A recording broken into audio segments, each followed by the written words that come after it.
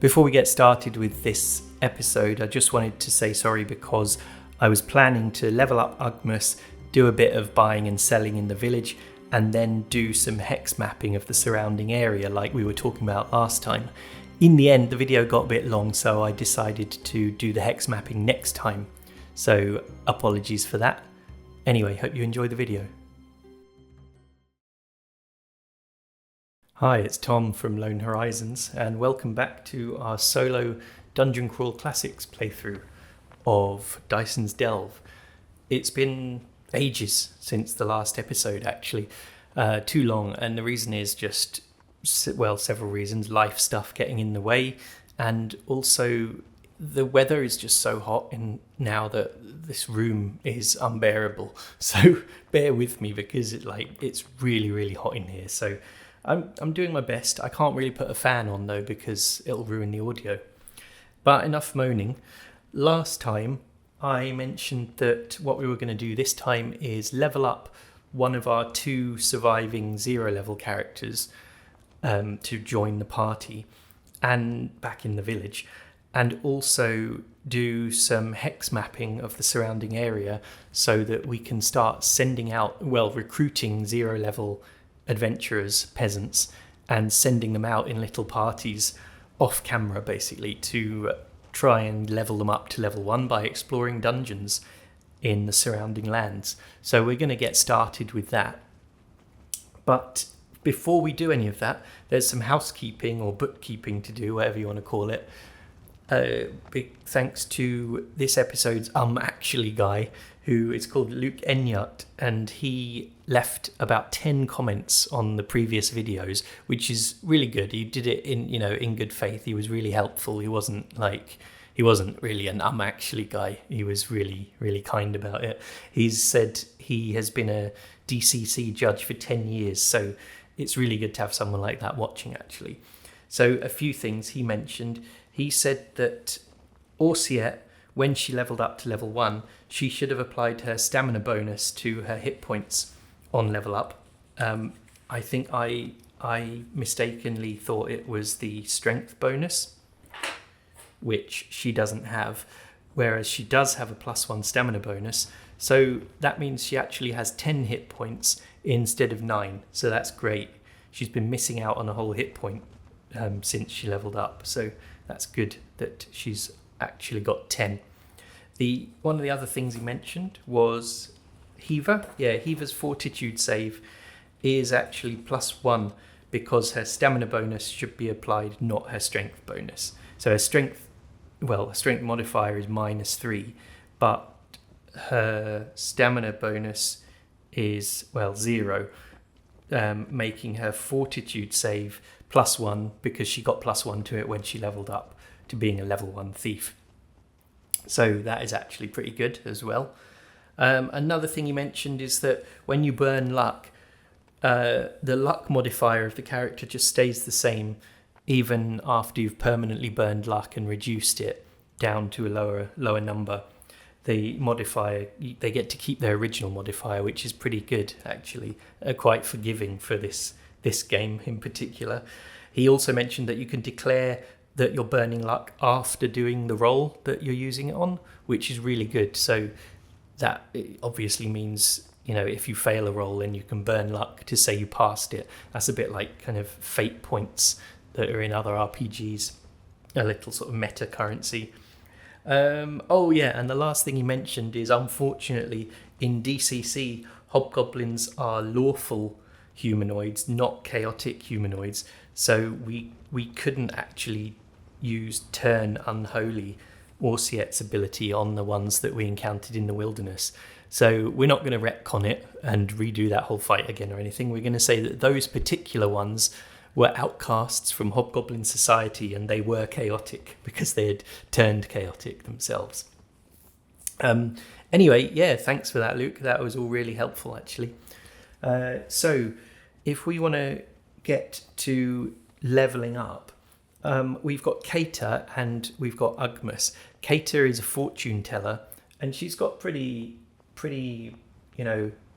average stats. She doesn't have any bonuses really. And then Ugmas is a dwarf whose stats aren't really that good. Let's find him. Ugmas. This is him. He was a dwarven mushroom farmer. He only has 2 hit points, and he's got like 7 strength, 6 agility, 13 stamina, only 5 intelligence. And yeah, the only positive modifier he's got is stamina, which is +1. So, but he is a dwarf, which is a unique class that we don't have represented in the party. I think we're going to go with him because it's fun. I would rather have a kind of diverse, fun party with people arguing amongst themselves because, you know, the dwarf wants to go after gold and Orsiet doesn't think it's worth it because she's more holy-minded, you know, all that kind of thing. I think it's just more fun to have a diverse party in an RPG. So we can get on with leveling him up to level 1. I've got his character sheet here. So he has 10 XP. And basically dwarves, as race is class in Dungeon Crawl Classics, the dwarf class, they are really similar to fighters because they get a mighty deed of arms like fighters do as well, which is really, really good. So we are going to be going back to that combat mechanic and using it. So that means, you know, at first level they roll a d3 for their attack modifier each turn of combat. So that does, you know, +1 to 3 attack modifier and +1 to 3 damage as well. And they get to do the mighty deed of arms where they declare that they're gonna, you know, kick someone in the face, to knock them over, push one enemy into another, do all that kind of stuff, not doing any actual extra damage, but, you know, turning the fight in their favor. They also have weapon training with a lot of different weapons. They gain 1d10 hit points at each level, which is great. So he will get 1d10 +1 for his stamina bonus. This is interesting as well. Dwarves excel at fighting with a shield in one hand and a weapon in the other. When fighting with a shield, a dwarf always gains a shield bash as a second attack. This shield bash uses a d14 to hit instead of a d20, so it's like having a second action which isn't as good as the first action. The dwarf adds their deed die to this number, as with all attacks, and can attempt mighty deeds of arms involving the shield as well as their weapon. The shield bash does 1d3 damage. So that's really good. So they actually get 2 attacks then from level 1. That's really good. They do only move 20 feet per turn compared to 30 feet for humans. It's probably going off the camera. And then underground skills. They get a bonus to detecting traps and, you know, secret doors and things. They can also smell golden gems. A dwarf can tell the direction of a strong concentration of gold or gems within 100 feet. Smaller concentrations down to a single coin can still be smelled, but require concentration and have scent ranges as low as 40 feet. So that's actually good. So when we go into a room with gold treasure in it or gems, he will smell it straight away if there's a lot of it, which is really good. What is this? Luck. At first level, a dwarf's luck modifier applies to attack rolls with one specific kind of weapon, e.g. longsword, not swords, just as a warrior's does. This kind of weapon must be chosen at first level, and the modifier remains fixed over time, even if the dwarf's luck score changes. Well, I don't think he has a luck modifier, to be honest. Like all the other characters, I'm not sure. I don't think any of them did. Hang on, where's his character sheet gone? Here it is. Yeah. Okay. So yeah, a lot of the way luck is used in this depends on you having a luck bonus, and if you don't, you know, tough luck, nothing happens. Okay, a dwarf knows common, dwarven, and one additional randomly determined language. Okay, a dwarf knows one additional language for every point of intelligence modifier. Well, he's got very low intelligence. Okay, a dwarf receives a second action die at 5th level. All right, they always use their action dice for attacks. A dwarf's shield bash is always in addition to their base action dice. So that means once he's 5th level, he will get 2 action dice plus his shield bash action die as well. That is really good. Okay, and then we've got his table for leveling up here. All right, that is good. Okay, so let's get started filling him in.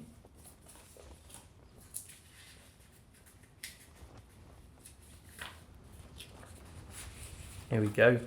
So name Ugmas. Dwarf titles. What is he? He's neutral. Apprentice. So he's Ugmas the Apprentice Dwarf.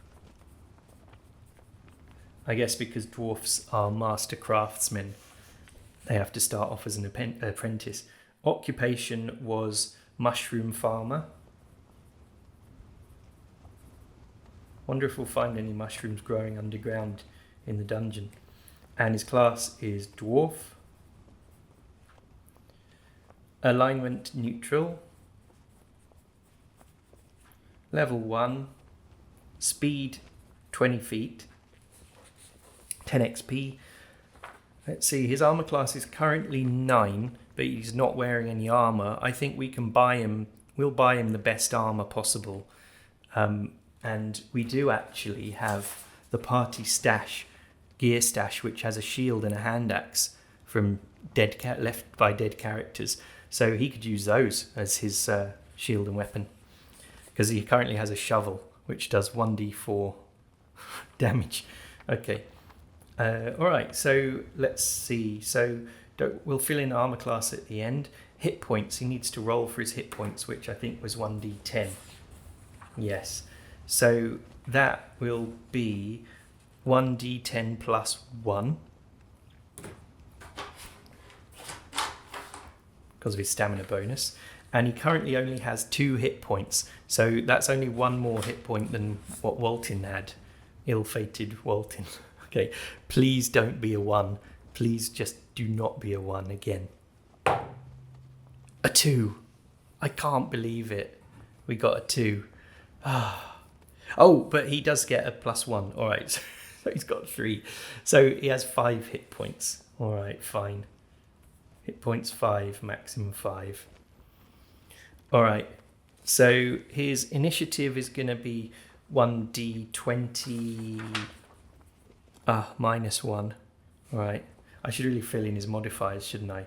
Let's do that. So strength, modifiers and stats, I mean. Strength is 7 with -1 modifier. Agility is 6, also -1. Stamina is 13, that is +1. Personality is 12. Intelligence is 5. Oops. Oh yeah, this old thing. It's swapped around on this character sheet. Luck and intelligence. So intelligence is 5, and that is a -2 modifier. And then luck is 10. So he has no modifier for luck, but at least he has a lot of points that he could potentially burn. Okay, so his reflex, yeah, let's go down here, do these. Initiative, so that will be 1d20 -1. Action dice, so he has 1d20 and 1d14. Oops.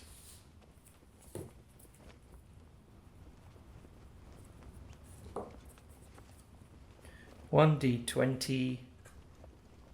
I'm going to put /1d14. I think I've understood that right.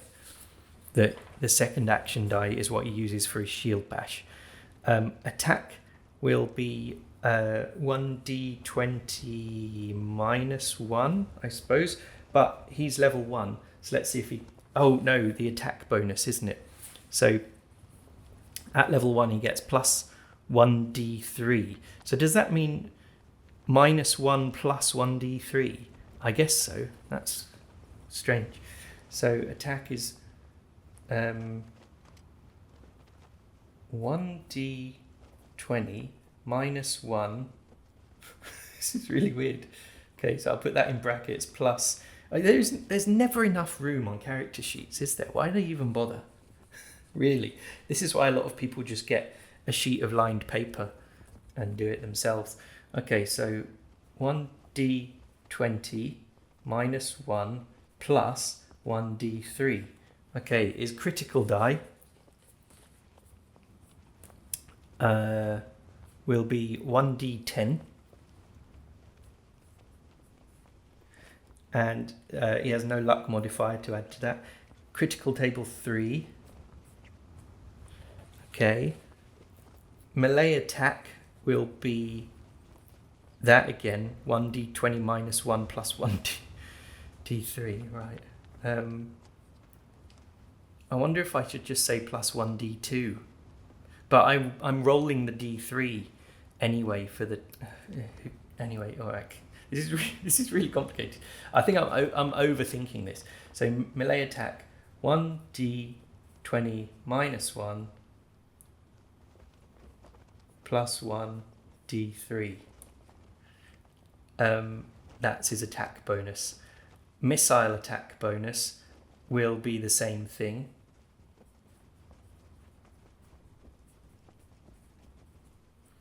Melee damage, if he uses that hand axe, I think that's 1d6 damage. Let's find the weapons.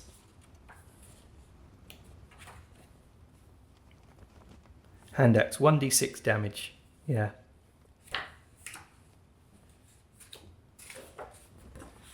So that will be 1d6 minus 1 for his strength. But plus the 1d3 die. And same with missile damage. Oh no, he doesn't have a missile weapon. Maybe we should get him a crossbow. I think dwarves are trained in crossbows. Crossbow, javelin, shortbow, and sling. He could have a shortbow. Okay, so what's the difference between crossbow and shortbow? I'm guessing crossbows only shoot once every 2 rounds. Oops. Crossbow. Oh, no. It doesn't say that, actually. It just says crossbow, 2-handed weapon. Characters using 2-handed weapons use a d16 on initiative checks. That's interesting. Wow. I'm pretty sure every other RPG I've played, you have to reload a crossbow every other round. But in this, it only does 1d6 damage. I think that's how they've balanced it out. In other ones, in like D&D, it's something like 1d10. Okay, so yeah, we could buy him a crossbow. It costs 30 gold pieces. Let's just do that, and we'll do the maths for the gold later. So a 1d6 crossbow, that will mean he does the same as his melee damage. 1d6 minus 1 plus 1d3. Okay, languages. Common, dwarven, and then it's at the back of the book somewhere where the languages are. 440.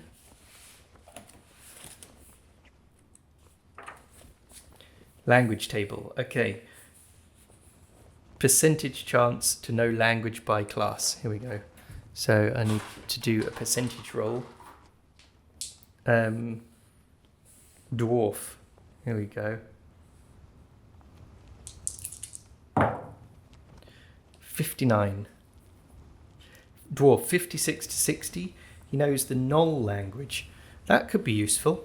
We might encounter Gnolls. I don't know if there are Gnolls in the dungeon, but they're pretty common, aren't they? So that's good to know. Okay. So, oh yeah, lucky weapon. Well, it doesn't matter because he has no luck modifier. I won't even bother writing that. Weapons. So he's got his hand axe. And using our encumbrance system, that is 1 encumbrance, because it's a one-handed weapon. What else does he have? He's got a shovel, he's got a sack, candle, 50 feet of rope. Okay. Equipment. 50-foot rope. That'll be 1. I guess he can bring the candle just in case.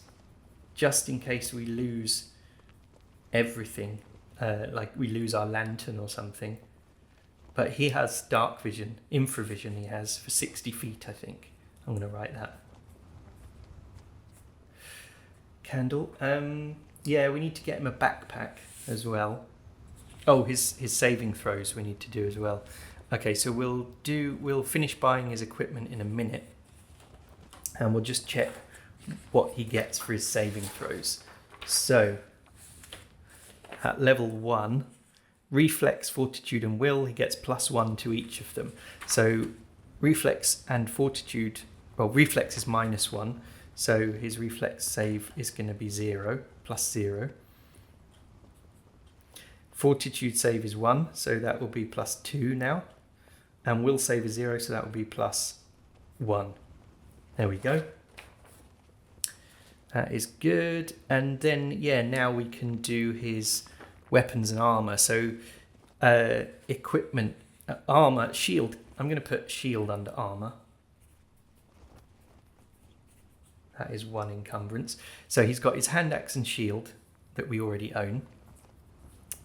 And then he wants to get a crossbow and bolts, doesn't he? Because I think they should all have ranged weapons, so that if we have to, we can all just do a volley of missiles and then flee, or we can maybe be standing on the other side of a big pit to a group of enemies and shoot at them instead of do them in hand-to-hand combat. Okay, so crossbow costs 30 gold. What is his money looking like? He's got 62 gold and 5 electrum pieces. Okay, electrum, I'm going to have to look that up. Oh, here it is on the same page. Coinage. Electrum pieces. 10 gold pieces is 1 electrum piece. So that means he's got 112 gold pieces in total. So, yeah, let's get some scrap paper. So he's got 112 in total. The crossbow is 30.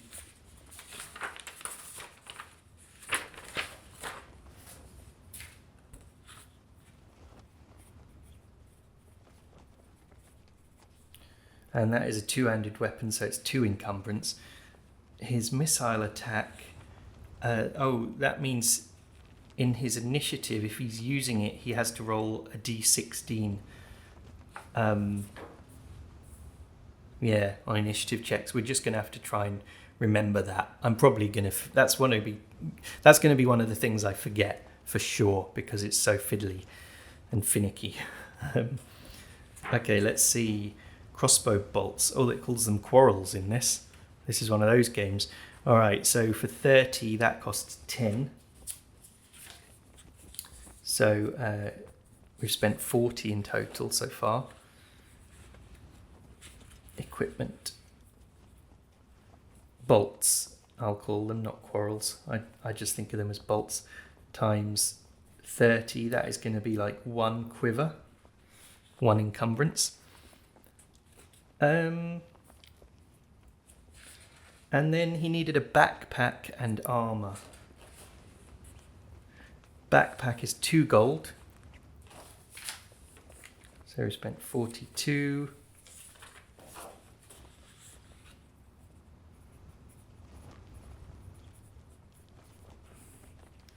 Backpack, there's 1. And then his armor, we should just get the most expensive armor we can for him. So what has he got now? He's got 70 gold. So what's the most expensive? He can only afford hide. Scale mail is actually 80 gold. So if the others donate 10 gold pieces to him, he can get scale mail. So I really want to just have like the party's total gold like listed somewhere, but because now I have to just keep taking it off individual people. Okay, I'm just going to take it off, not Groban actually. Who's this? Hiva. 10 gold off her, so she will have 55 left. 55. Okay, so he gets scale mail, which is an armor class bonus of +4. Now, I think base armor class is 10. Because Hiva, she has, what has she got? Padded armor. And she's got an agility modifier of +1. So that's 1 armor class for the padded armor, 1 for the agility, and her armor class is 12. So yeah, it's 10. But he will get a -1 from that for his agility penalty. So he'll actually only get a +3 armor bonus. So his armor class is 13. Okay, at least it's something. Oh, but he has a shield, actually. Does the shield do +1? Yes, it does. Okay, shield is +1. Great. Okay, so scale mail fumble die is D12. We need to make a note of that as well. That isn't even on here. Okay, I'll write it down.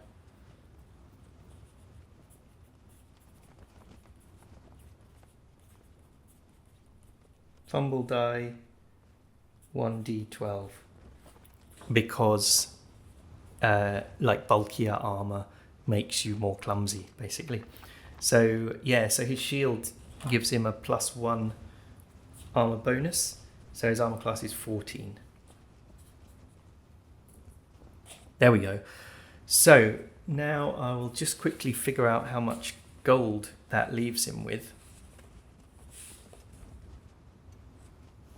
Okay, so he is now left with 1 copper piece, 7 silver pieces, and 70 gold pieces. So his total coins is 78, and that doesn't result in an encumbrance point for him. So that's good. Okay, we're getting there. Just need to work out the encumbrance totals. So there's equipped and packed. That's it, isn't it? Equipped and packed. So equipped equipment and packed equipment. Okay, I've just double checked the encumbrance rules that we're using, and it was a total of 9 equipped items and 16 packed items, but modified by your strength modifier. So that's -1 for him. So let's write down here. Equipped will be out of 8, and packed will be out of 15. So let's see, what's he got equipped? He's got hand axe, crossbow, that's 3. 4 for his armor, and then 5, 6. Oh, yeah, 2 more for the scale mail, which I didn't write down yet because scale mail is heavy armor. So that is 6 out of 8 equipped items. So let's put scale mail there.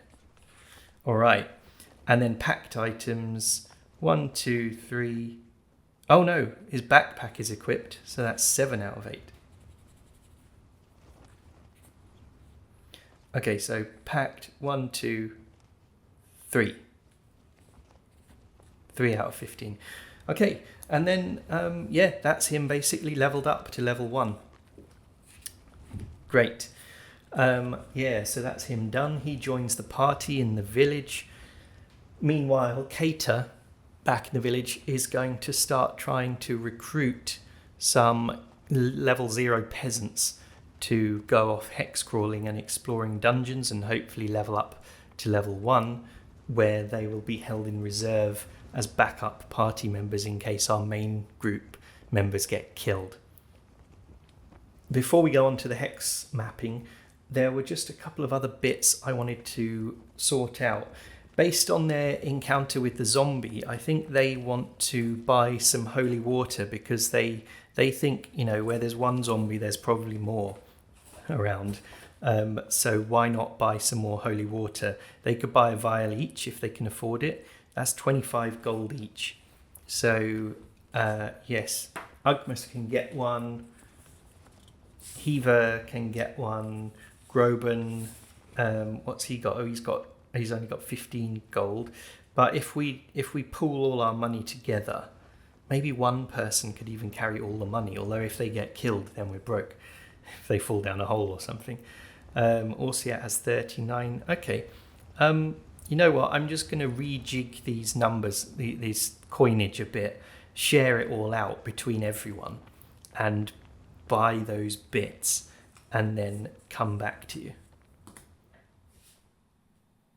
Okay, so what I did there was I added all their coins together and got the total in gold pieces, then divided them equally between the characters, bought a flask of holy water, a vial of holy water for each of the characters at 25 gold each, and then it left us with 47 gold each, 5 silvers each, and 8 copper pieces each, leaving each person carrying 60 coins, which doesn't weigh them down in the encumbrance system, so that's pretty good.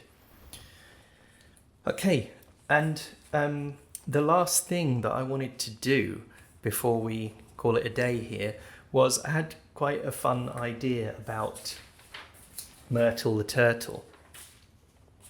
So I need to give him his own character sheet now, don't I, really? So as you can see, we've got him on the list here. His weapon is his bite, and he gets a +1 attack bonus. He does 1d3 damage for his bite. I was thinking, wouldn't it be great if we could actually turn him into a more useful combat-oriented character? So what I decided was, imagine Myrtle Turtle, right? He's already got a lantern attached to the back of the top of his shell. What if, alongside the lantern, we were able to somehow attach a crossbow? And imagine, attached to the trigger of this crossbow is, some kind of string or rope, and that's tied around his neck. So what he could do is jerk his head and pull the trigger on the crossbow and shoot a bolt during combat. Now, obviously, he's a turtle, so he can't reload his crossbow after he's fired it. But Groban could, if we wanted, stay by him in a fight and take a crossbow bolt out of a quiver on Myrtle's shell, also strapped to it, and load the next bolt into the crossbow. That would be amazing, right? I think because loading a crossbow doesn't use up an action for a character's turn. So I think as long as he was standing next to him, we'd be able to rule that he could do it in his turn and still cast a spell and move. I think that would just be really, really fun. So I went to the On Downtime and Domains book because I thought, they're not going to be able to build this contraption themselves. But in here, right, it's got all the different hirelings and specialists and people that you can go to for weird things that you want to do. And it has engineer, right, who costs 750 gold per month if you want to hire him. It says one engineer must be hired for every 100,000 spent on construction. So they're intended for when you're building your own fort to use as an HQ. But we could hire him for one day, because what I've done is I've just done 750 divided by 30, that's 25 gold pieces. So if we paid him 25 gold pieces and we bought the crossbow and the bolts, he could build this contraption weapon for Myrtle and attach it to him, and then we've got it for the next time we go into the dungeon. So let's see how much crossbow and bolts costs. Oh yeah, the bolts are 10 gold for 30, quiver of 30. Crossbow is 30 gold. So for 40 gold we can do that. How about we just let Groban pay for it, since it's his familiar. So he will have 7 gold left.